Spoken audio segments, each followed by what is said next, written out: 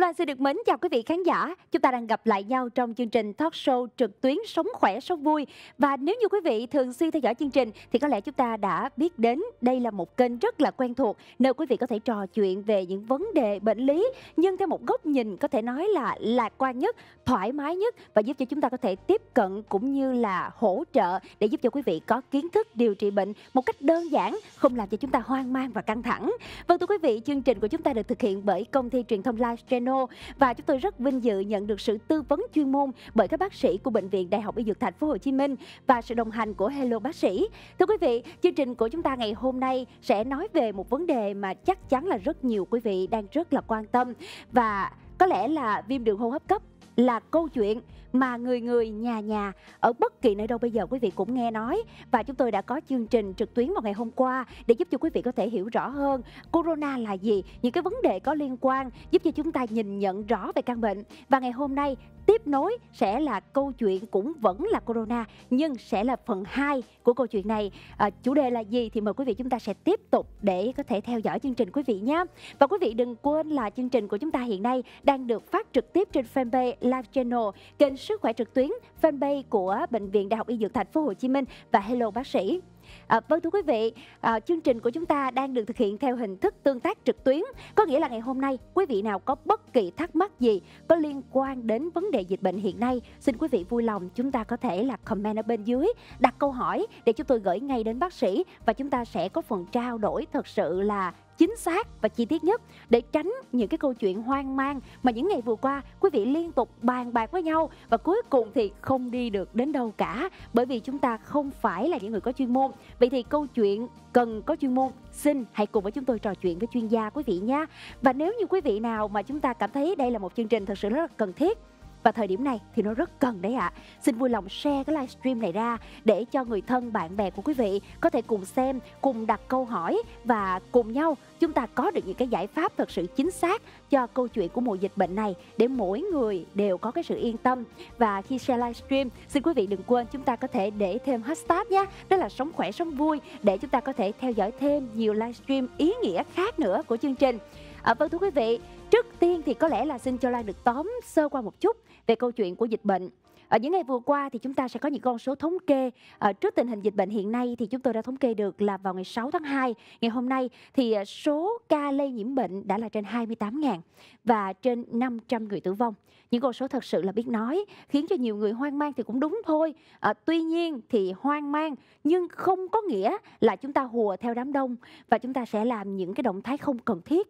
Ở đây chúng tôi sẽ mang đến cho quý vị những việc nên làm, cần làm một cách thật chính xác và khoa học với chủ đề làm gì để bản thân và gia đình an toàn trong mùa dịch virus corona.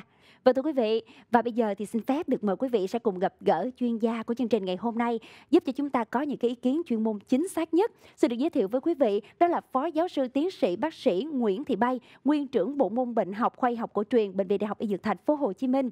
Xin chào bác sĩ ạ. Vâng, xin chào Diễm Loan, xin chào tất cả quý khán giả đang theo dõi chương trình. Xin được gửi lời chào đến bác sĩ và cảm ơn bác sĩ. Có thể nói là rất nhiều những cái vấn đề hiện nay mà quý vị khán giả đang quan tâm. Và khi mà bắt đầu thực hiện livestream này thì Loan cũng có chia sẻ với lại rất nhiều những người bạn của mình là nếu như mà có thắc mắc thì ngày hôm nay đón xem chương trình đi, chứ mình đừng có tự bàn luận với nhau nữa. Điều đó cho thấy là hiện nay ý kiến của các bác sĩ rất cần thiết. Vậy thì thưa bác sĩ, xin bác sĩ cho Loan cũng như quý vị khán giả một vài ý kiến của bác sĩ về cái mùa dịch bệnh này. Cho tới hiện nay thì tâm thế của các bác sĩ và suy nghĩ của các bác sĩ như thế nào ạ? Có giống như mọi người dân hiện nay là có vẻ là cũng hơi lo lắng và có sự hoang mang hay không ạ? Thực sự thì khi mà chúng ta đi ra đường hay chúng ta đi đến một cái công sở hay là thậm chí đi đến siêu thị thì chúng ta sẽ thấy cái không khí cũng như cái tâm lý của người dân. Bởi vì gần như tất cả mọi người ai cũng mang khẩu trang hết. Dạ đúng rồi. Cái điều đó là cái điều nói lên cái việc mà người ta quan tâm tới sức khỏe cũng như người ta lo âu. Thì thực chất mà nói đó thì đúng, điều lo âu là đúng. Bởi vì đây là một cái loại bệnh nó đưa đến cái tình trạng suy hô hấp cấp và có thể đưa đến nặng nề, viêm phổi rồi có thể đưa đến tử vong như con số tử vong lúc nãy Diễm Loan vừa nêu. Tuy nhiên không có đến mức mà chúng ta phải hoang mang hay là hoảng loạn. Bởi vì thực sự mà nói đó thì nó như là chúng ta cũng biết, chắc cái chương trình vừa rồi cũng đã nói đầy đủ. Đây là một cái dòng họ. cái dòng họ coronavirus nó gần như là người ta đã tìm ra được từ những năm 60. Và có khả năng nó gây thành dịch ở những cái chủng đặc biệt, biến chủng. Thí dụ như SARS năm 2002 hay là MERS năm 2012, và bây giờ từ tháng 12 năm 2019 thì có cái chủng coronavirus nCoV. Thì như vậy chúng ta hiểu rằng nó có cái biến chủng, và chính vì vậy cái tâm thế chúng ta là hoang mang, là lo ngại, bởi vì hàng ngày các cái thông tin truyền thông đại chúng góp phần vào để làm cho người ta hoang mang lên. Nhưng thực chất đây là một cái loại cúm, nó có thể gây ra những cái tình trạng cảm lạnh thông thường như mọi cái loại con virus khác. Nhưng mà nếu chúng ta có liên quan đến cái vùng dịch hay có liên quan đến đúng cái chủng nCoV này thì nó sẽ gây ra cái tình trạng nặng nề. Chính vì vậy chúng ta phải có biện pháp, phải có giải pháp để làm sao để phòng, và chúng ta an tâm rằng khi chúng ta phòng ngừa tốt, cũng như chúng ta theo dõi các cái thông tin truyền thông để chúng ta hiểu nó như thế nào, thì không có gì phải lo lắng đến mức như hiện nay chúng ta đang có cái tâm lý đó. Thưa bác sĩ, đây là cái chia sẻ mà chính bản thân Loan đang thắc mắc nè. Loan vẫn thường hay nghe bác sĩ nói là nếu như mà chúng ta có một cái tâm lý hoang mang, lo lắng, và rất nhiều người là tự làm mình suy sụp thì mình sẽ có cái sức đề kháng suy giảm đi. Đó là lý do vì sao mà một số người chưa bị những căn bệnh như là ung thư, nó làm cho họ tử vong, mà đã bị chính cái tâm lý của mình làm cho họ trở nên yếu đi rất là nhiều và không thể hấp thụ được cái quá trình điều trị. Vậy thì có phải là chính tâm lý hoang mang sẽ gây ra cái hiện tượng là sức đề kháng chúng ta cũng bị giảm đi luôn không bác sĩ? Đúng, khi mà chúng ta lo âu quá, cái lo âu này nó làm cho chúng ta căng thẳng. Và cái căng thẳng nó dẫn đến nhiều cái chuyện khác nữa. Thí dụ như mất ngủ, thí dụ như là ăn uống tiêu hóa không tốt, vân vân và vân vân. Tất cả những cái đó nó làm cho cái sức đề kháng chúng ta có thể bị ảnh hưởng. Chính vì vậy cái tâm lý, hay là chúng ta hay nói căng thẳng, lo âu dẫn tới stress, tất cả những cái thứ đó chúng ta cố gắng làm sao để bình tâm. Và cái sự bình tâm này nó góp phần vào để nó duy trì cái hệ thống miễn dịch của chúng ta được tốt hơn. Và cái việc chữa trị, nếu có nhiễm đi nữa, sức đề kháng tốt, hệ thống miễn dịch tốt, thì cái việc chữa trị nó cũng sẽ tốt hơn và cái sức khỏe chúng ta an toàn hơn. Vâng, thưa quý vị, ngay từ những giây phút mở đầu chương trình, Loan đã đặt một cái câu hỏi mà nhiều quý vị nói là trời sao nó không có liên quan gì tới corona hết trơn, tự nhiên sao ngay từ đầu đã hỏi. Vâng, cái gì cũng có lý của nó. Bây giờ quý vị thử đi ra ngoài phố và sau đó quý vị quay trở về nhà đi. Loan đảm bảo 9 trên 10 người tự nhiên cảm thấy sao bây giờ sợ quá. Nhiều quý vị nói là đường sao bây giờ vắng dữ vậy. Nhiều quý vị lại bảo trời ơi, trong siêu thị người ta gom hết đồ rồi kìa. Vân vân và vân vân. Hàng loạt những cái thông tin người này đồn qua người kia. Cuối cùng thì sao ạ? Đêm ngủ không có được, ngày ăn không có vô. Cuối cùng bệnh corona đâu chưa thấy, mà bây giờ chính bản thân mình hệ miễn dịch đang suy giảm đi vì sự lo lắng này đây. Vì vậy ngay từ đầu chúng tôi muốn giải tỏa cảm xúc của quý vị. Xin hãy thật lạc quan lên, bởi vì hiện nay Bộ Y tế và tất cả các bác sĩ đều đang rất là cố gắng, và hầu như tất cả những cái thông tin cần thiết chúng tôi sẽ chia sẻ ngay trong chương trình ngày hôm nay. Nên điều đầu tiên, xin đừng có bi quan, hãy lạc quan để theo dõi thông tin của chương trình nha. Và nào, bây giờ thì bắt đầu thưa quý vị. Vậy thì bây giờ nhiều quý vị đã biết corona rồi, đã biết căn bệnh này rồi. Bây giờ câu hỏi các quý vị đang đặt ra, vậy thì bây giờ làm sao để mình tăng được cái sức đề kháng đây? Bên cạnh cái chuyện là lạc quan lên thì làm sao tăng sức đề kháng? Ví dụ như bây giờ mình ăn cái gì, mình bổ sung cái gì, mình có cần thêm khoáng chất gì hay không? Dạ, xin nhờ bác sĩ có thể tư vấn ạ. Bên cạnh cái câu này đó thì cái phần đầu tiên mà tâm lý hoang mang đó, mình cũng phải biết một cái thông tin này nè, để cho chúng ta có thể bớt cái hoang mang đi. Bởi vì cúm nCoV đó, hay là coronavirus của cái đợt này đó, nó không có sống trong cái môi trường bên ngoài, nó không có duy trì ở trong không khí, mà nó chỉ lây qua cái dịch tiết trực tiếp bắn từ người bệnh hay là cái người mang cái con đó qua cái người bình thường. Cho nên chúng ta đừng sợ, nó chỉ có sinh đôi, nó chỉ có nhân lên, và nó chỉ phát triển khi nó gặp một cái tế bào khác. Ký chủ là khác. Thí dụ như một con virus của một cái người, họ ho, họ khạc, hay là họ xì mũi, họ hắt hơi, mình hứng cái đó ở cái niêm mạc của mình, thì cái tế bào của niêm mạc mình là cái vật chủ, nó sẽ tiếp tục sinh sôi nảy nở và nó phát triển. Còn nếu là ở ngoài không khí, chúng ta đừng có sợ, nó không có bay được. Cho nên chúng ta không có lo lắng đến mức như thế. Khẩu trang là một cái hình thức để chúng ta làm sao ngăn chặn khi chúng ta tiếp xúc với mọi người, chúng ta không biết những người đó họ có mang cái siêu vi hay không. Dạ. Chứ không phải là ở trong không khí nó có. Chính cái điều đó là cái điều mà giúp cho chúng ta hít thở không khí, chúng ta cũng không có phải đến mức mà lo ngại. Và cái khẩu trang y tế nó cũng đã chặn giúp cho chúng ta cái virus này rồi. Chính vì vậy là đừng có hoang mang. Chứ nếu đừng hoang mang không mà chúng ta không có biết những cái dữ kiện, nhiều khi nó lại không có chưa thuyết phục lắm. Chưa thuyết phục. Dạ. Trở lại câu hỏi của em á, thì chúng ta cũng hiểu rằng cái sức khỏe hay cái hệ thống miễn dịch hay cái sức đề kháng của chúng ta đối với bệnh tật hay đối với môi trường sống hay để cho khỏe mạnh đó, thì cái cơ thể này cần phải được cung cấp dinh dưỡng đầy đủ. Và khi cái cung cấp dinh dưỡng đầy đủ đó thì chúng ta nhớ cái tháp dinh dưỡng phải có đủ các cái thành phần, các cái chất như tinh bột, như chất đạm, như chất mỡ, như các vitamin và khoáng tố. Thì cái câu hỏi đặt ra lúc này nè, có cần thêm các cái vitamin khoáng tố nào không? Dạ. Bởi vì bên cạnh những cái tháp dinh dưỡng đó thì các cái vitamin khoáng tố là những cái thành phần mà nó góp phần vào nó tăng cái hoạt động của cái hệ miễn dịch nhiều nhất. Thí dụ vitamin A, thí dụ vitamin E, thí dụ vitamin C. Lúc này mọi người cứ hùa nhau đi uống vitamin C. Có nên không? Thực sự mà nói không cần thiết. Bởi vì như thế này nè, cái sức khỏe của chúng ta là phối hợp bởi nhiều cái yếu tố, không riêng một cái gì cả. Chúng ta thừa cũng không được mà chúng ta thiếu cũng không được. Chính vì vậy trong cái thức ăn đó, nếu mà chúng ta chú ý cái thức ăn thì làm sao các cái món ăn này phối hợp đủ các cái chất dinh dưỡng cần thiết thì nó tốt hơn là chúng ta uống một cái viên vitamin A, uống một viên vitamin C, uống một viên vitamin E, uống một cái viên đa sinh tố gì đó. Thực chất mà nói cái sự hấp thu đó được hay không là cái chuyện khác. Nhưng cái chuyện ăn uống của chúng ta thì bảo đảm. Bởi vì sao? Bởi vì cùng một lúc khi chúng ta ăn đầy đủ các thành phần, nó có chất dầu thì cái vitamin A nó mới tan được trong dầu. Rồi có cái vitamin A thì vitamin D khi chúng ta sưởi cái ánh nắng mặt trời vào thì nó mới phối hợp, nó mới tổng hợp được tất cả các thành phần này, nó đi vào trong cái hoạt động sinh học của cơ thể chúng ta. Thì nói như thế để trở lại câu chuyện chúng ta ăn là tốt nhất. Không nhất thiết gì phải uống thêm các cái vitamin. Và bên cạnh cái ăn thì chúng ta phải nhớ nước uống phải đủ và phải tập luyện cũng như là phải đầy đủ các cái yêu cầu để giúp cho cái sức khỏe, chứ không có riêng vấn đề dinh dưỡng. Nhưng mà khi em nói cần vitamin, cần khoáng tố hay không thì rất cần, nhưng không phải là thuốc mà là thức ăn. Thức ăn chúng ta nhớ là những cái thức ăn có màu đó, thí dụ đu đủ, thí dụ bí ngô, nó có màu vàng, nó có màu đỏ. Đó là những cái màu mà nó quyết định cho cái thành phần sinh tố bên trong nó nhiều nhất. Rồi những cái cải xanh nè, rau xanh nè, những cái màu xanh đậm nè, bina nè, vân vân. Hay là trong thịt bò thì nó có kẽm nè. Các cái thành phần đó là những cái thành phần mà nó tăng cường cái hệ miễn dịch, cái hoạt động của hệ miễn dịch chúng ta nhiều nhất.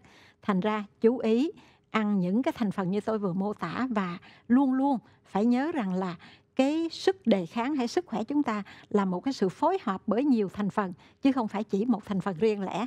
Dạ, thật sự Loan rất là tâm đắc với những chia sẻ vừa rồi của bác sĩ, bởi vì Loan cũng có cái quan niệm là sống nhờ vào ăn chứ không có nhờ vào thuốc.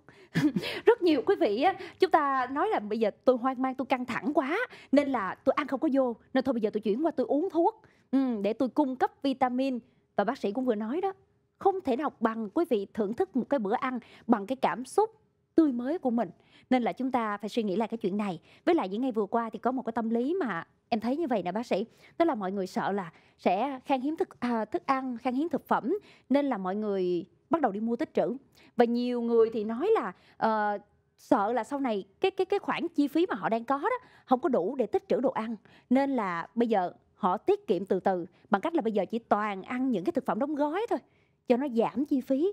Và thưa quý vị, nếu như cứ tiếp tục như vậy thì chúng tôi không biết là corona nó có gõ cửa nhà quý vị hay không, nhưng mà cái chế độ dinh dưỡng đó là chắc chắn là nó sẽ làm cho sức khỏe chúng ta bị ảnh hưởng, và sức đề kháng lúc này nó tự động giảm rồi thì sẽ có nhiều căn bệnh nó tấn công lắm, phải không ạ? Đúng rồi.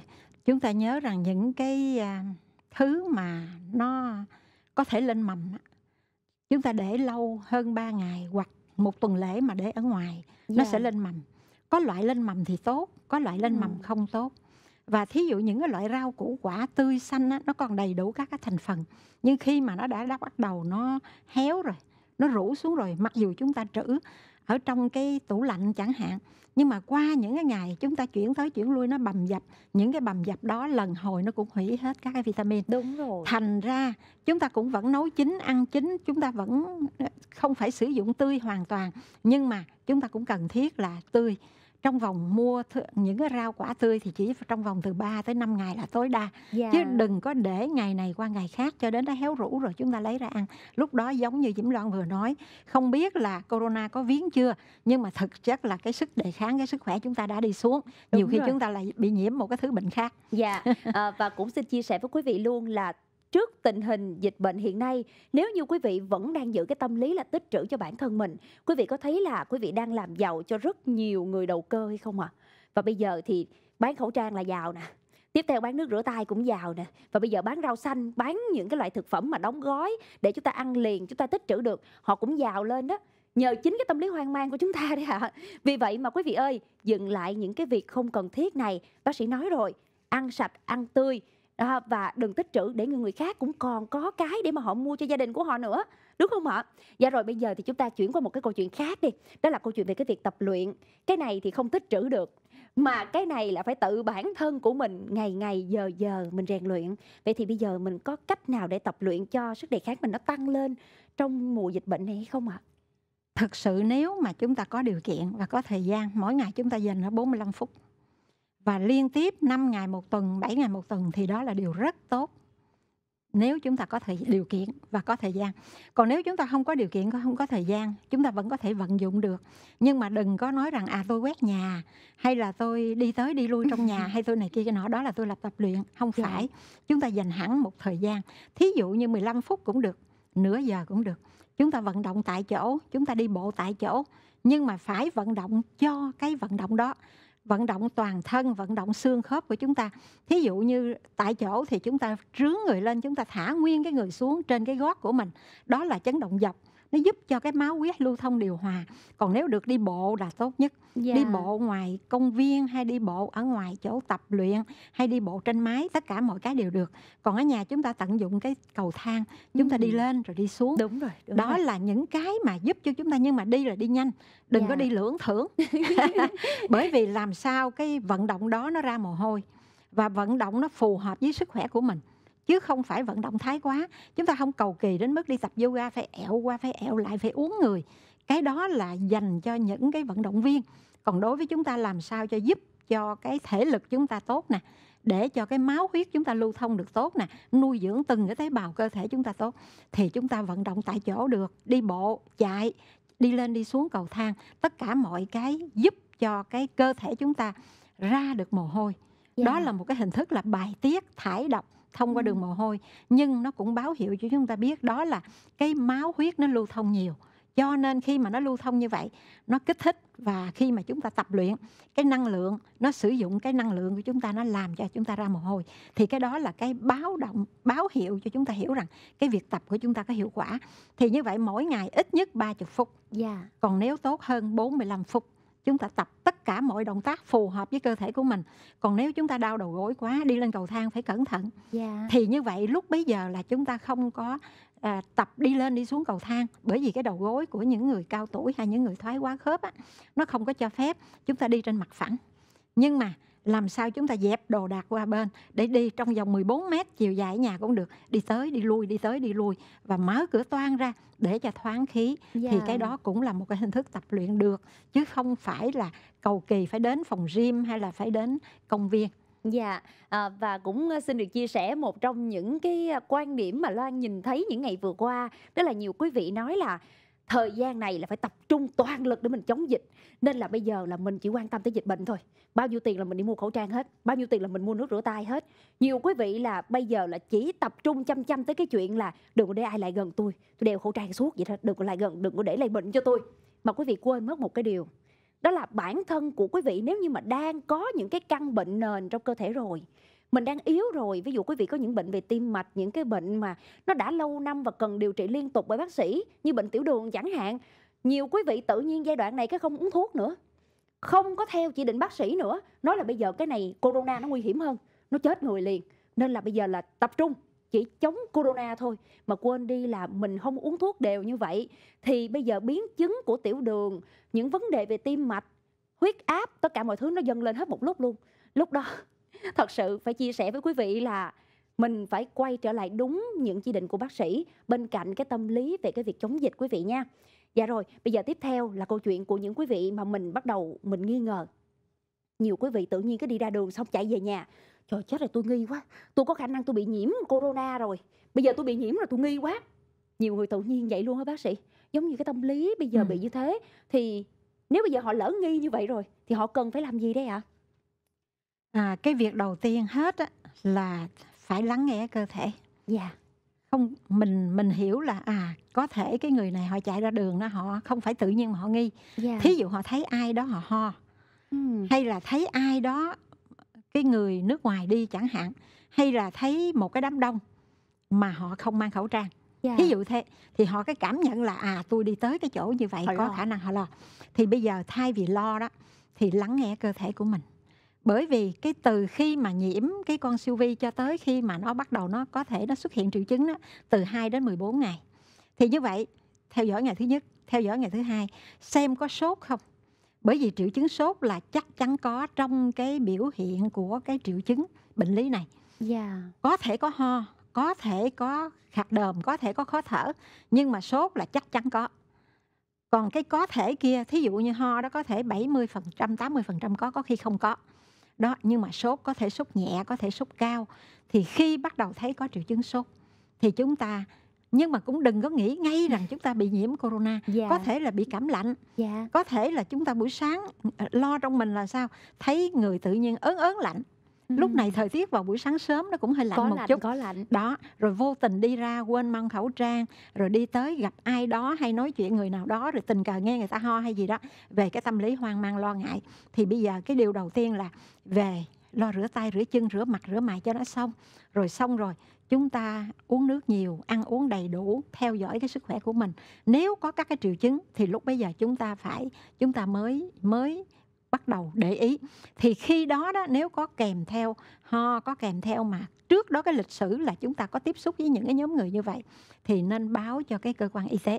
Dạ. Để người ta đón mình cách ly tốt nhất. Và khi đó người ta sẽ có biện pháp dành cho những người chung quanh mình nữa. Tại vì khi đó mình đi về nhà, bắt đầu lo ngại 1-2 ngày sau mới bắt đầu bị. Dạ. Thì như vậy chúng ta thay vì lo âu, chúng ta lắng nghe cơ thể.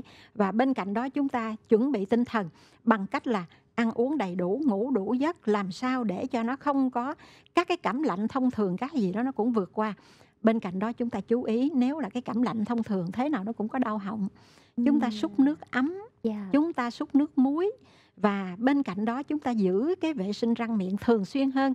Thay vì trước đây một ngày chúng ta đánh răng 2 lần, bây giờ có thể sau khi ăn chúng ta đánh răng. Hay là những cái lúc nào đó khi chúng ta tình cờ, chúng ta cảm giác gì đó, chúng ta súc miệng đi, khà nước muối đi, uống nước chanh nóng vô đi, uống nước gừng vô đi. Khi cái thời gian mà lo âu đó, chúng ta tìm ra các cái cách để làm sao cho giải quyết các cái lo âu bằng cách ăn uống, rồi vệ sinh trong nhà, rồi làm mọi cái. Thì cái thời gian nó sẽ qua nhanh. Và thời gian qua nhanh thì nó sẽ hết 14 ngày. Và lúc đó chúng ta sẽ hết hoang mang. Dạ. Và nếu như mà quý vị cảm thấy cái sự lo lắng nó đang dâng lên trong lòng mình, thì để đảm bảo an toàn cho những người xung quanh ở cùng với chúng ta, thì chúng ta cứ việc đeo khẩu trang thôi. Và cũng đúng như cái việc mà bác sĩ cũng thường khuyên, đó là nếu như mà chúng ta có hắt xì, có ho thì chúng ta dùng giấy để chúng ta có thể là che phần miệng mình lại. Như vậy thì cũng sẽ không lây lan cho những người xung quanh. Và thường xuyên rửa tay. Như vậy thì để cái phần vi khuẩn, thí dụ mà có đi, do có thể chỉ là vi khuẩn do cảm thôi, thì đó cũng không lây cho những người ở trong nhà của mình. Đó cũng là một cái cách để chúng ta tập cho nó quen, về sau này giữ gìn sức khỏe cho người thân nữa. Chứ trước giờ Loan thấy mà cứ trong một cái văn phòng mà có người bị cảm, cái tất cả những người còn lại bị lây hết trơn. Cũng bởi vì cái người bị bệnh thì không có phòng cho những người xung quanh. Đúng rồi. Dạ. Vâng, thưa quý vị, chúng ta đang đến với phần chia sẻ từ bác sĩ Nguyễn Thị Bay với những kiến thức bổ ích về việc bảo vệ bản thân và gia đình của mình trước virus corona. Xin mời quý vị chúng ta có thể là tiếp tục theo dõi, có thể share livestream này ra cho mọi người xem, và quý vị cũng có thể đặt câu hỏi với chúng tôi. Xin lưu ý, đây không phải là một chương trình khiến cho quý vị cảm thấy căng thẳng hơn, mà đây là chương trình giải đáp thắc mắc bình thường của quý vị thôi. cứ thắc mắc cái gì, hỏi cái đó, chúng tôi trả lời liền cho quý vị và trả lời theo cái cách dễ hiểu nhất để chúng ta có thể là có được một cái tâm lý thoải mái trong cái mùa dịch này nhé. Vâng thưa quý vị, quay trở lại với những câu hỏi của chương trình thì trong Đông y chúng ta có loại thuốc dược liệu nào có thể giúp phòng ngừa hay là hỗ trợ điều trị trong cái trường hợp là bị virus corona tấn công hay không thưa bác sĩ? Cho tới nay thì chúng ta biết là cái corona nCoV thì từ tháng 12 2019, cuối tháng 12, đầu tháng Giêng đây, trong thời gian rất ngắn này, vaccine cũng chưa có, thuốc điều trị đặc hiệu của Tây cũng chưa có. Dạ. Còn cái phía Đông y đó, em hỏi câu này thì đó là như thế này. Thật sự cho tới bây giờ chưa có bất cứ một cái công trình nào nghiên cứu các cái thuốc Đông y có khả năng đối với các cái loại corona. Ngoại trừ chúng ta cũng có một vài cái công trình nghiên cứu trước đây có so sánh với vài loại từ năm 1091 cho tới năm 1996 đó, thì lúc đó phải nói rằng chưa có gây cái dịch cúm nào của corona hết. Tới 2002 mới bắt đầu có sạc. Năm 2010 có sạc và năm 2012 mới có MERS. Thì như vậy gần như chưa có công trình Đông y nào. Dạ. Thì như vậy tôi không dám nói rằng cái thuốc Đông y có khả năng chữa sạc. Nhưng mà cái cảm lạnh thì có. Bởi vì cái triệu chứng khởi đầu nó giống như cảm lạnh hay giống như những cái cúm thông thường. Cúm hay cảm lạnh thì có.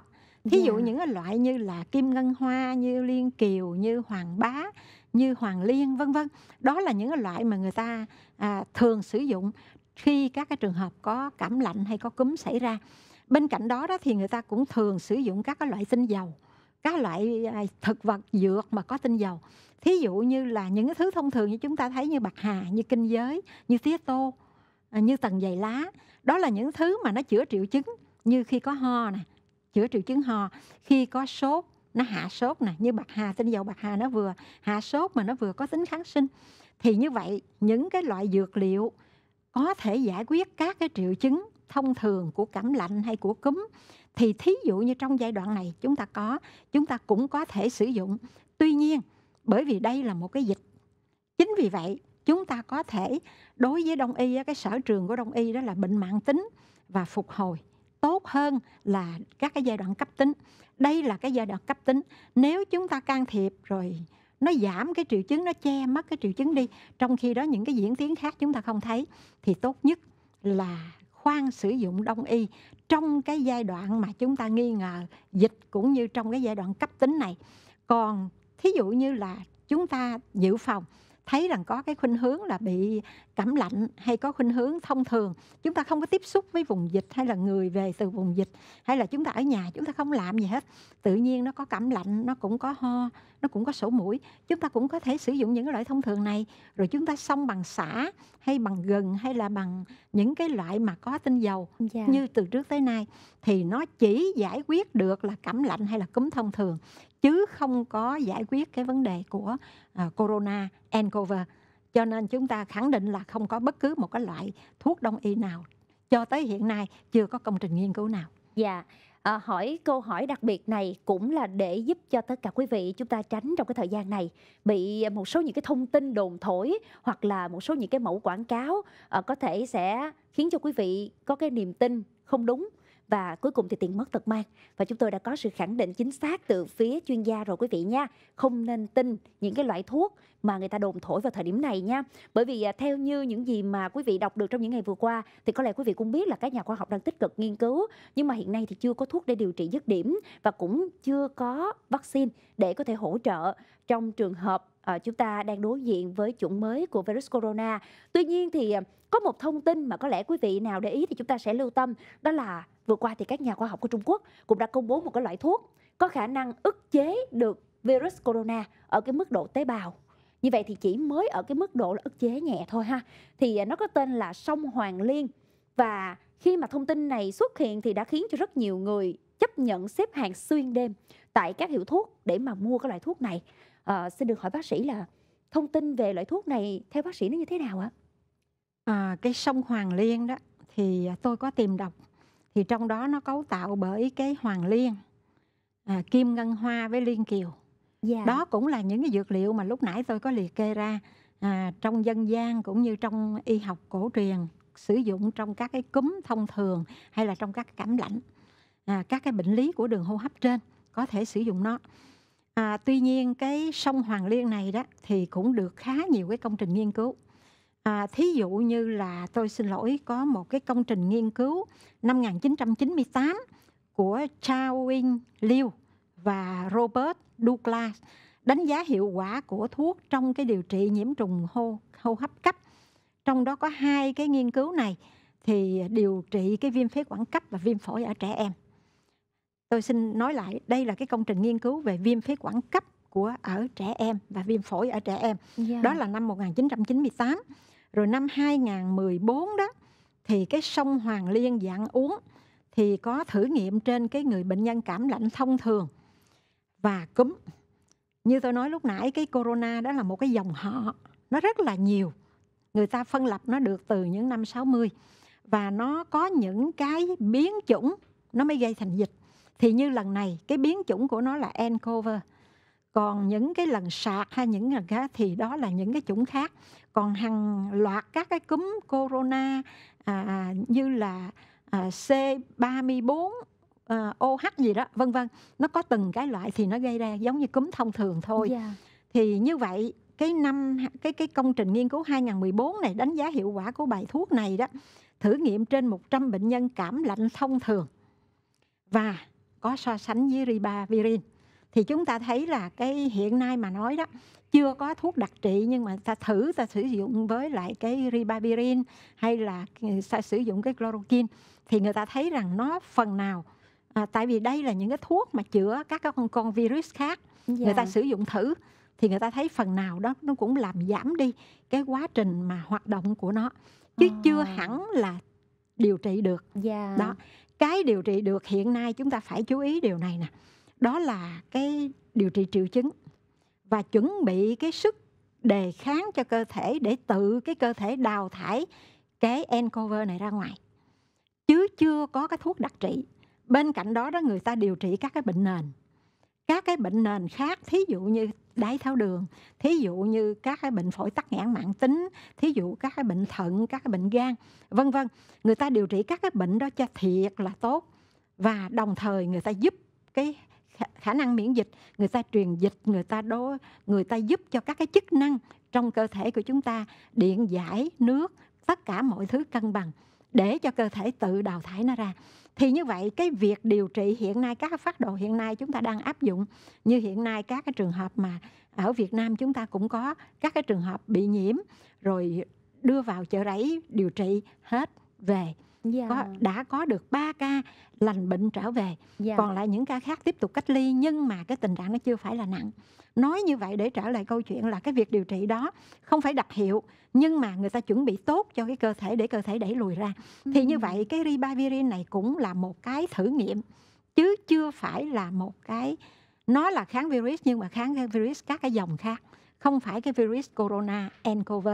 Chính vì vậy chúng ta không có nên, bởi vì đây cái công trình nghiên cứu này chỉ so sánh nó và cảm lạnh thông thường và đối với trẻ em từ 6 đến 14 tháng tuổi. Bên cạnh đó, thì có một cái công trình khác đó thì người ta nghiên cứu với cái số liệu nó lớn hơn và đánh giá cái triệu chứng ho với triệu chứng sốt thôi. Thì như vậy người ta thấy sông Hoàng Liên này có ích trong việc giảm triệu chứng ho với đau họng đối với những trường hợp cảm lạnh và cúm thông thường, chứ không hề làm trong các cái giai đoạn của các cái dịch này. Chính vì vậy theo tôi cho tới hiện nay thì bằng cái nhìn khách quan và khoa học đó, thì sông Hoàng Liên là một cái loại thuốc tốt, nhưng chỉ định của nó là cúm thông thường và cảm lạnh để giải quyết các cái triệu chứng thông thường, chứ chưa phải chắc chắn có tác động lên trên cái cúm nCoV. Thành ra thôi, chúng ta cũng đừng có nên mà quá tin để xếp hàng, hoặc là do cái động cơ như vậy rồi những cái người bán đó họ nâng giá lên rồi họ này kia nọ, họ thao túng thị trường, thì cái điều đó là cái điều mà tiền mất tật mang. Và quý vị cũng biết rồi đó, khi mà chúng ta có những cái dấu hiệu và chúng ta nghi ngờ về bệnh thì chúng ta phải liên lạc ngay với các đơn vị bệnh viện hiện nay, chứ chúng ta đừng tự ý nghĩ là mình tự trị được, hoặc là chúng ta che dịch, giấu dịch, thì thưa quý vị, đó sẽ là một cái nguồn lây khủng khiếp cho những người xung quanh. Và nói như vậy để chúng ta ý thức thôi, chứ không có nghĩa là Loan nói vậy có nghĩa là xung quanh chúng ta là toàn là những người bệnh nha. Nói vậy không có nghĩa là xung quanh chúng ta là có nhiều người giấu nha. Không phải, mà ở đây chúng ta sẽ đề cao tinh thần, đó là mình chuẩn bị sẵn tinh thần như vậy, đó là có dịch thì chúng ta sẽ cùng nhau dập dịch quý vị à.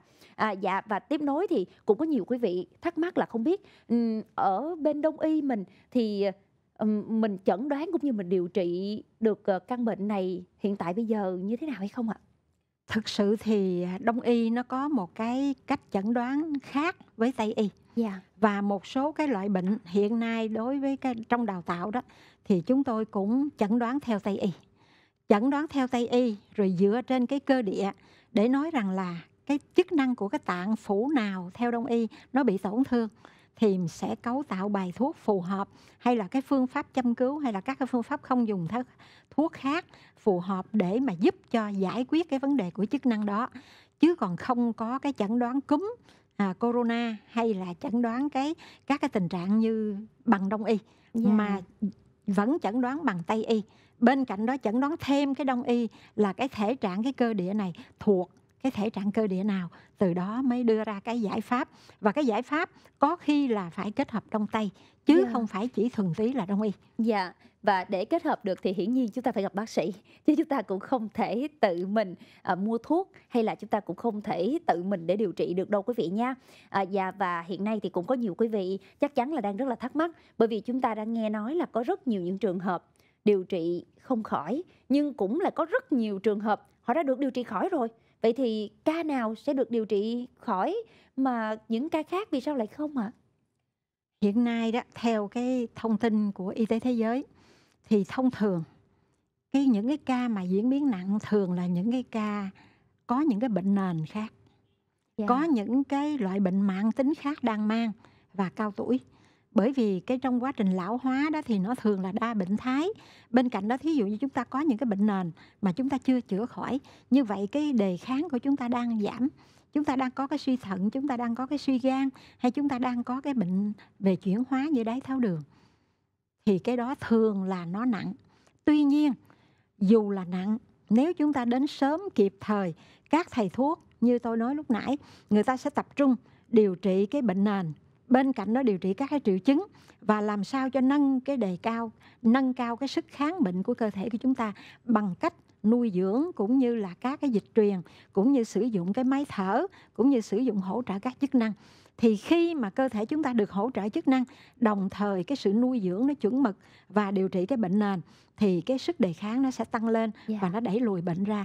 Thì đó là cái việc điều trị hiện nay cho những người khỏi. Còn những người không khỏi, đa số đó là những cái người mà có những cái bệnh nền quá nặng và có thể đến chậm. Qua cái quá trình nhiễm, nó đã ảnh hưởng đến những cái phủ tạng, nó đưa đến suy hô hấp, nó đưa đến suy thận, thì cái đó mới là khó. Cho nên khi đứng trước những cái yếu tố mà chúng ta giống như các cái chương trình đều có nêu, chúng ta đến từ vùng dịch, hay là chúng ta có tiếp xúc với cái người đến từ vùng dịch, hay chúng ta có những cái gì đó mà nó làm cho chúng ta lo ngại.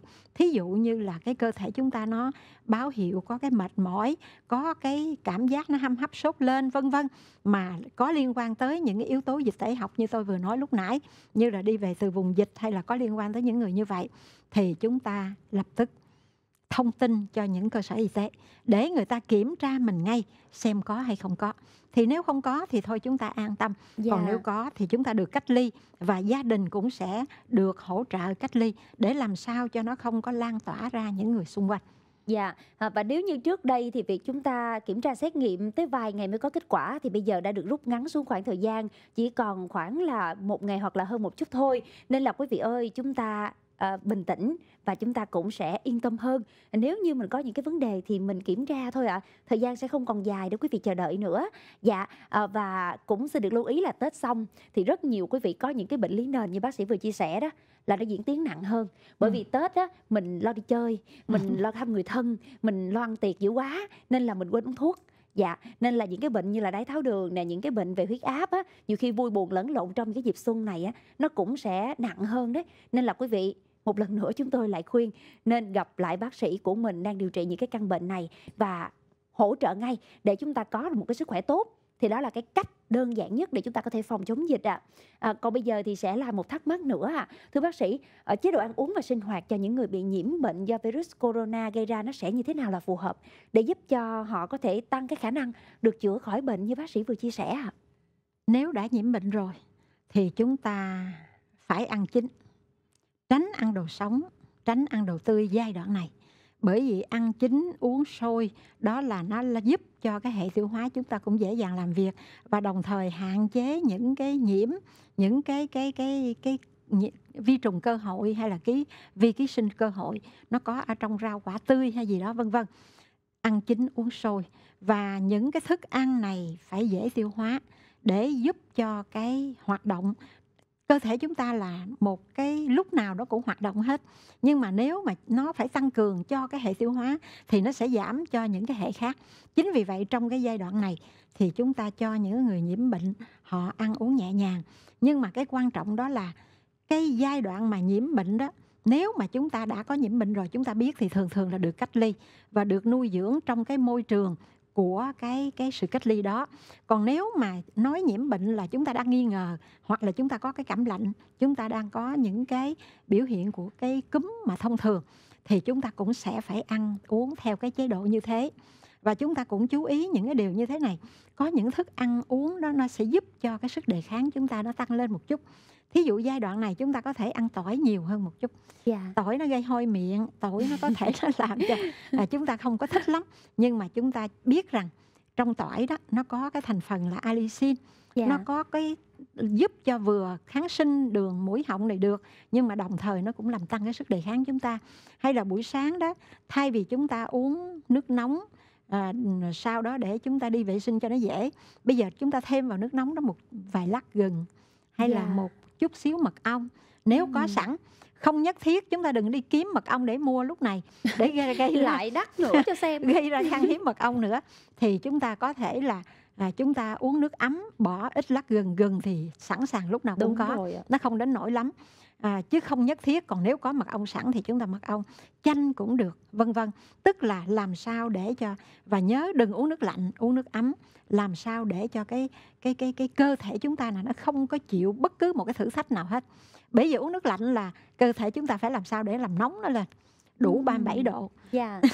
Thì nó phải cực hơn chút nữa. Và quan trọng nhất là nó kích thích cái niêm mạc của cái hầu họng của chúng ta.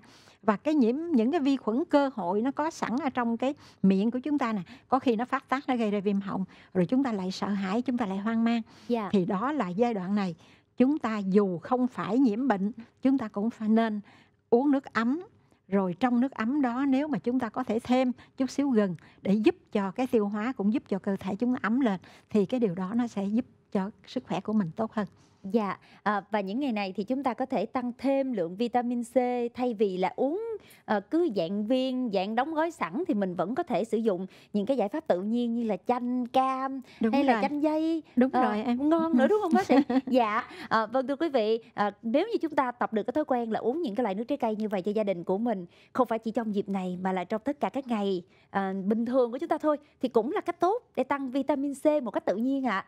Và quay trở lại với cái câu chuyện của vấn đề chống dịch, thì thật sự là chương trình ngày hôm nay chúng tôi sẽ có cái sự kết hợp không phải chỉ là câu chuyện của y học mà còn có câu chuyện của kinh tế, của thị trường và câu chuyện của tâm lý của quý vị nữa. Những ngày qua thì chúng tôi tin chắc là quý vị đang rất băn khoăn, người thì đặt ở nước ngoài, ở Đông, ở Tây, ở Ta, ở đâu đó để mà mua cho được chiếc khẩu trang. Người thì chạy vậy khắp mọi nơi để mua cho được cái chai nước sát khuẩn. Có người bây giờ mua cồn mà mua tính bằng lít trữ ở trong nhà. Mà quý vị cũng biết mà cồn mà trữ lít kiểu đó thì cái nguy cơ cháy nổ nó rất là cao. Vậy mà vẫn cứ trữ. Chưa hết đâu ạ. Chỉ một thông tin vừa mới xuất hiện thôi, đó là Sở Y tế Thành phố Hồ Chí Minh vừa nêu sáng kiến phòng ngừa virus corona bằng tinh dầu tràm. Thật sự ra cái này ở nhà Loan cũng có đầy. Và trước giờ bà con dân tình Việt Nam mình xài quanh năm suốt tháng, nó đâu có nhiều tiền chai đâu. Vậy mà hôm nay giá nó lên 600 một chai rồi thưa bác sĩ. Mà thông tin chỉ mới qua nay thôi. Như vậy thì rõ ràng chúng ta sẽ thấy thị trường bây giờ có thể nói là khá là lũng đoạn. Và nếu như chúng ta tiếp tục theo cái chiều hướng như thế này thì cứ té nước theo mưa, sẽ có khối người giàu sau cái vụ dịch bệnh này đây, và cũng khối người mà tin tưởng thì sẽ viêm màng túi. Vậy thì bây giờ xin bác sĩ có thể chia sẻ chi tiết hơn nữa về cái việc mà chúng ta dùng khẩu trang, rồi dùng dung dịch sát khuẩn, rồi dùng nước rửa tay, dạng có cồn, rồi dùng tinh dầu tràm. Dạ, bây giờ những thứ đó nó sẽ có tác dụng như thế nào và cái độ cần thiết nó ra làm sao? Có cần là phải tranh giành nhau như hiện nay không hả? Chúng ta biết các cái biện pháp phòng chống rồi. Hàng ngày với lại các cái chương trình đều nói giải pháp là chúng ta phải đừng có tham gia vào, đừng có đi đến những cái vùng có dịch, rồi chúng ta tránh tiếp xúc với những cái người có khả năng lây lan, rồi chúng ta đeo khẩu trang khi đi ra đường, chúng ta rửa tay vân vân rất nhiều thứ. Nhưng mà một cái cơ bản chúng ta hiểu như thế này, đó là cái cúm, cái virus corona, cái corona nCoV đó, thì nó chỉ lây qua cái dịch tiết của người bệnh. Và cái dịch tiết đó bắn vào mình thì mình mới bị nhiễm. Còn lại ở ngoài không khí thì nó không có hoạt động và nó cũng không có sinh sôi nảy nở được. Thì như vậy, cái việc mà giữa cái nguyên nhân gây bệnh là con này, nó ở cái môi trường của cái người đang mắc bệnh. Và chúng ta là ký chủ, nếu chúng ta hứng cái đó thì chúng ta sẽ bị nhiễm bệnh. Thì như vậy, cái điều đầu tiên hết là chúng ta giống như người ta nêu đó là hạn chế đến những cái vùng dịch và vân vân. Cái kế tiếp là chúng ta cần phải rửa tay. Bởi vì những cái người mà họ thải cái dịch tiết của họ ra đó, nó không ở trong không khí được, nhưng mà có thể nó bám vào vật gì đó ở trong này. Chúng ta vịnh, chúng ta bắt tay nhau, chúng ta mở cửa, chúng ta ấn cái nút thang máy, vân vân và vân vân. Tất cả những cái đó đều có thể nó dính vào cái ngón tay chúng ta. Thì cái biện pháp rửa tay là cần thiết. Cho nên rửa tay như thế nào? Rửa tay với nước, với xà phòng bình thường là được. Nhưng mà phải nhớ rửa tay thường xuyên. Chúng ta đếm tiền xong phải rửa tay. Chúng ta cầm cái gì đó mở cửa đi vào rửa tay. Trước khi chúng ta lấy khẩu trang này đeo vào mặt, chúng ta rửa tay. Sau khi lấy khẩu trang xuống vứt vào trong cái thùng rác, đậy nắp lại rồi chúng ta rửa tay.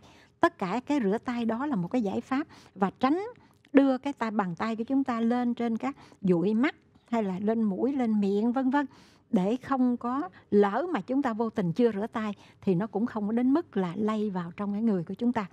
Cái điều đó là cái điều để ngăn chặn, không có cho phép cái con đó nó xâm nhập vào cơ thể, để từ cái tế bào này nó trở thành vật chủ để nuôi dưỡng nó và tăng phát triển nó lên. Cái kế nữa là cái vấn đề của cái khẩu trang nè. Cho tới hôm nay thì tôi thấy rằng, tôi hiểu rằng cũng bắt đầu mọi người ta hiểu rằng là chỉ cần cái khẩu trang y tế này là được, chứ không cần phải những cái loại khẩu trang khác.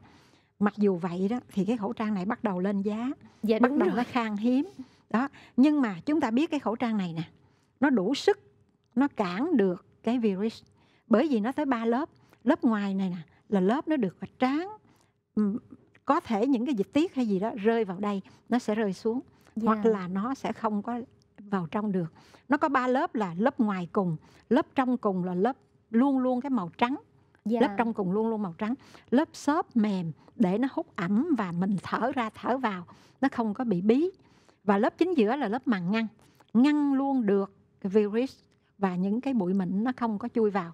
Cho nên khi chúng ta đeo đó thì chúng ta nhớ cái khẩu trang như thế này, và ở trên này nó có cái miếng thép. Thì cái miếng thép này nè, chúng ta phải đặt nó lên trên sống mũi và chúng ta ép nó vô để làm sao nó ôm, và chúng ta kéo cái này ra để có một cái khoảng không.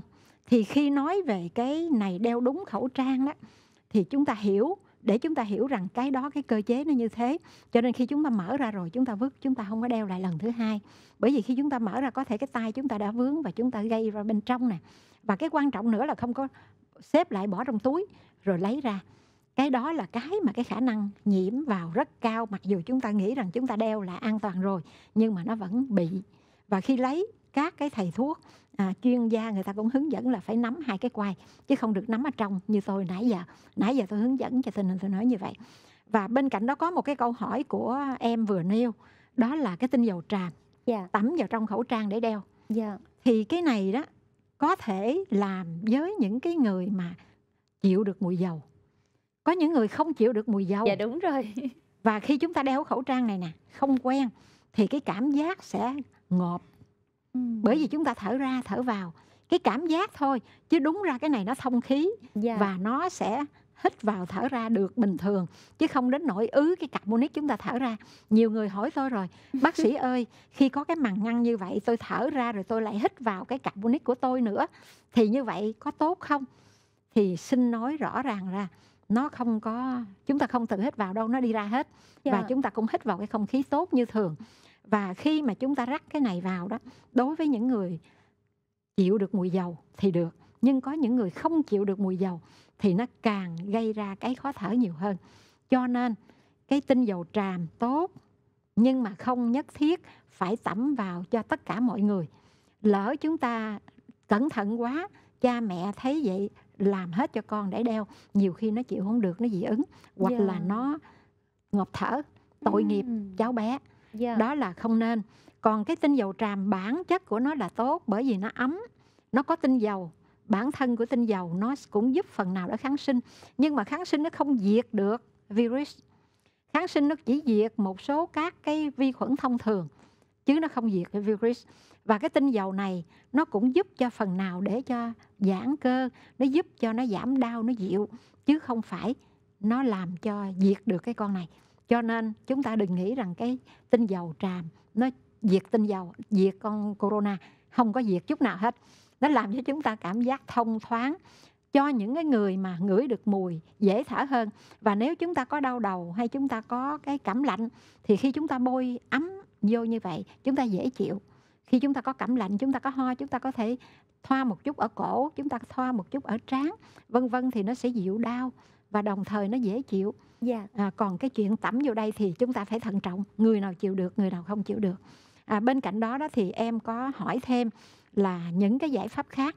Đúng, không phải chỉ có cái khẩu trang hay không chỉ có cái rửa tay, mà chúng ta phải chú ý hết tất cả mọi cái chuyện khác, từ ăn uống dinh dưỡng cho tới tập luyện, cho tới những cái mà bình thường hàng ngày, ngủ, rồi các chế độ nghỉ ngơi.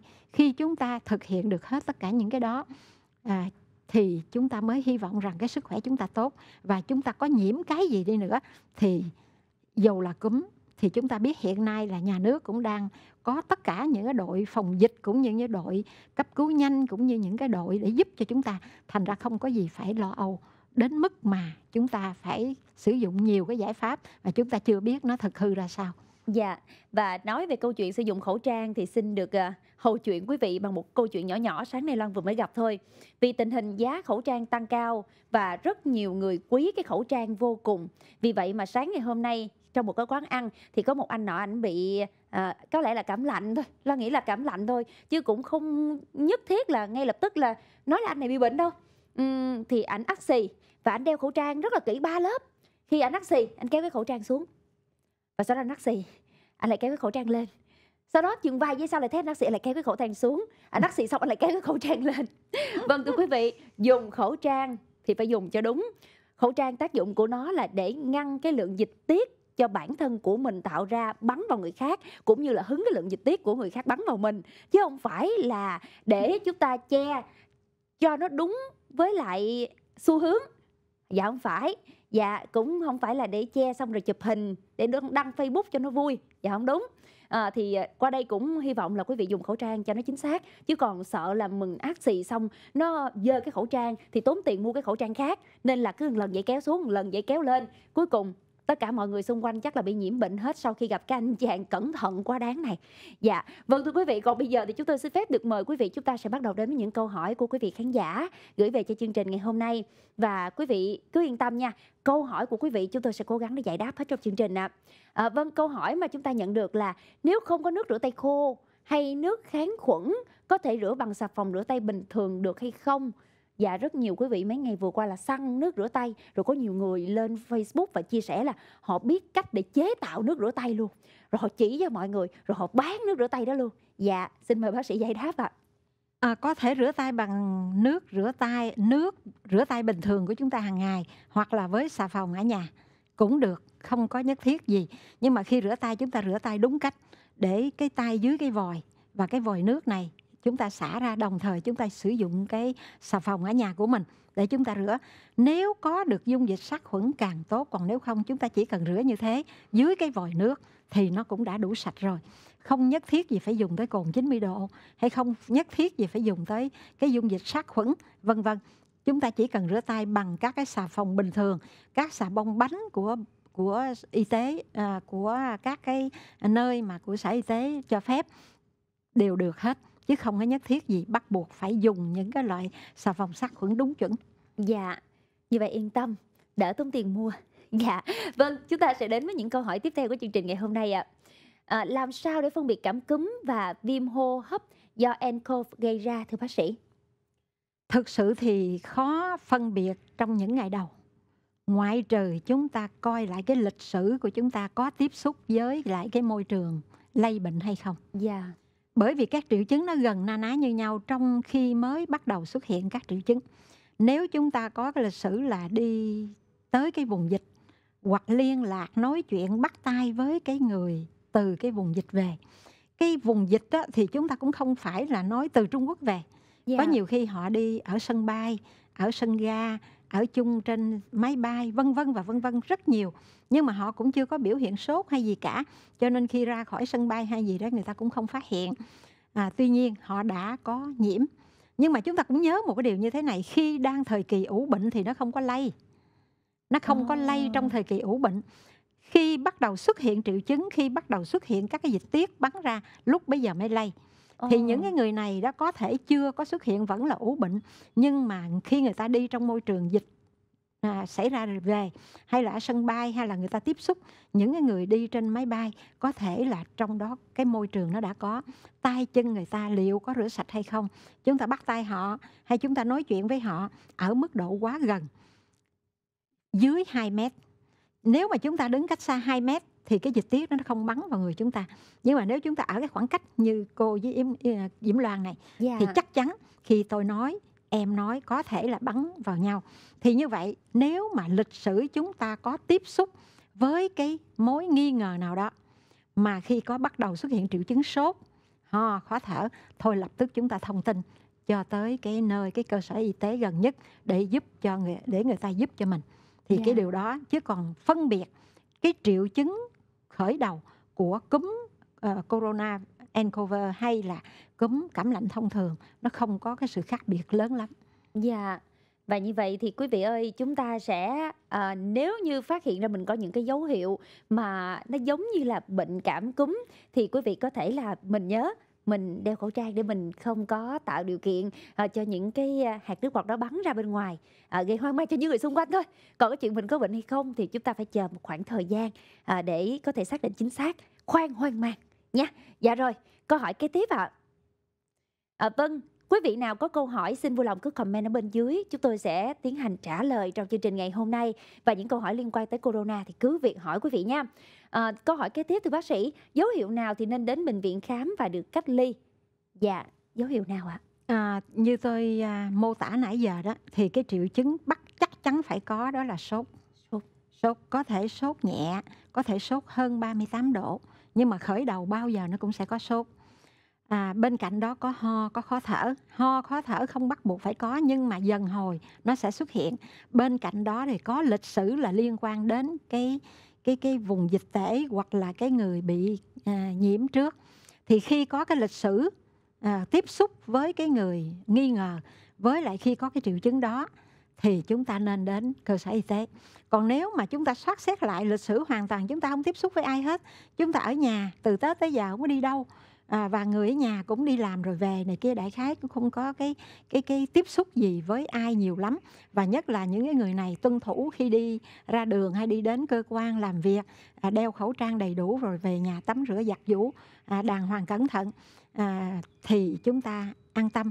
Có thể đây chỉ là cái cảm lạnh thông thường hoặc là cái cúm, thì chúng ta chờ đợi xem trong vòng 24 giờ, xem coi nó diễn tiến có nặng nề hơn không, nhất là nó có khó thở không.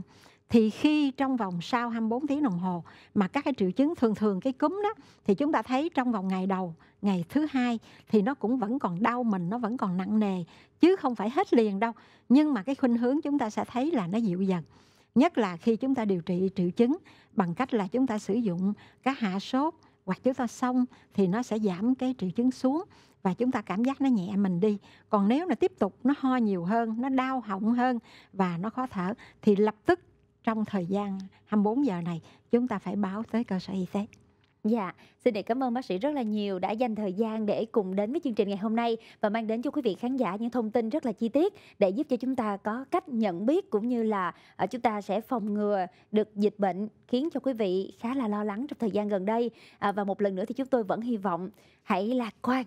Chính sự lạc quan và tâm lý thoải mái hơn của chúng ta, tập trung cho cái chuyện ăn uống, nghỉ ngơi của chúng ta bình thường thôi. Không có gì phải quá phức tạp, phải để dành tiền để mua, để trữ đồ ăn, rồi phải để dành tiền để mua nào là cái này, nào là cái kia. Cuối cùng thì sao ạ? Chính cái tâm lý tính tiền mỗi ngày đó nó cũng làm cho chúng ta mệt, stress và dẫn đến là chúng ta suy giảm hệ miễn dịch đấy ạ. Thoải mái, thư giãn, ăn uống bình thường và đặc biệt tập thể dục thể thao nhiều hơn, tăng thêm vitamin C từ rau củ quả, trái cây ở quanh mình quý vị nhé.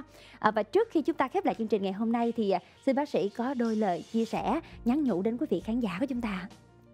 Vâng, đối với cái dịch cúm Corona nCoV giai đoạn này đó thì chúng ta hiểu là thông báo thường xuyên về cái vấn đề xảy ra ở trên thế giới cũng như ở trong nước, và nặng nề nhất là ở Trung Quốc.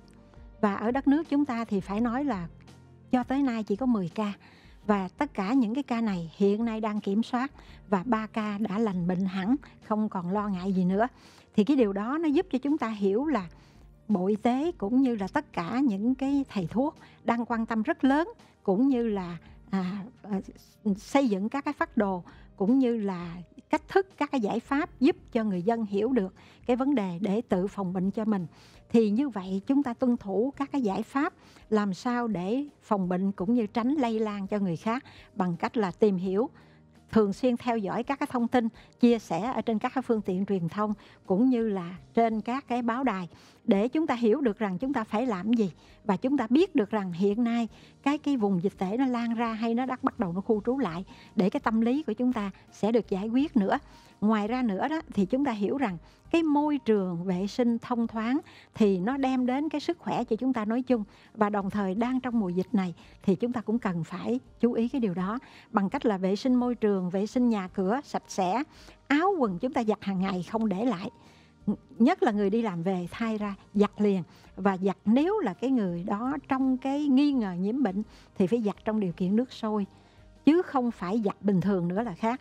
Thì như vậy vệ sinh thông thoáng, mở cửa ra để cho cái không khí nó vào cũng như ánh nắng nó chiếu được vào, và đồng thời trong nhà chúng ta thì chúng ta giữ vệ sinh sạch sẽ, không để bụi, không để tất cả những cái thứ mà có thể ký sinh vật nó có thể sinh sống như mặt nhà vân vân. Tất cả những cái đó nó có thể làm ảnh hưởng đến cái sức khỏe chúng ta, rồi chúng ta lại lầm đó là do cúm corona.